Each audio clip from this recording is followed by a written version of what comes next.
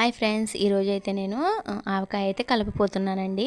ఇంకా మనకి ఆవకాయలు పెట్టుకునే టైం అయితే రాలేదు కదండి. మే నెలలో అయితే ఆవకాయ అయితే కలుపుతారు. నేనైతే ఈ జనవరి నెలలోనే ఆవకాయ అయితే కలపపోతున్నాను. ఇవైతే తోతాపురి మామిడికాయలండి. మా తోటలో రెండు అయితే కాసాయి. ఈ రెండు కాయలను అయితే నేను కోసుకొచ్చాను. ఇంక ఈరోజు నేను ఇవి తోతాపురి మామిడికాయలతో ఆవకాయ అయితే పెట్టబోతున్నాను. ఇవి కాయలను అయితే చాలా శుభ్రంగా కడిగేసానండి. కడిగేసిన తర్వాత ఇలా చిన్నగా కట్ చేసేసుకున్నాను ముక్కలు. ఇంకా దాని తర్వాత ఒక గ్లాస్ కారం, ఒక అర గ్లాస్ సాల్ట్, ఇంకా పసుపు, మెంతిపిండి, ఎల్లిపాయలు కట్ చేసి వేసానండి. వేసిన తర్వాత ఇంకెలా మొత్తం ఆయిల్ పోసేసి కలిపేసాను. చూడండి ఎంత కలర్ఫుల్గా ఉందో.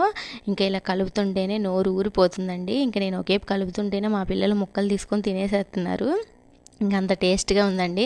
ఎందుకంటే సీజన్లో ఫస్ట్ కదండి ఆవకాయ. మన ఆవకాయ అంటేనే చాలా ఇష్టంగా తింటారు అందరూ. ఇంకా చూడండి ఇవి చాలా టేస్ట్గా అయితే ఉందండి.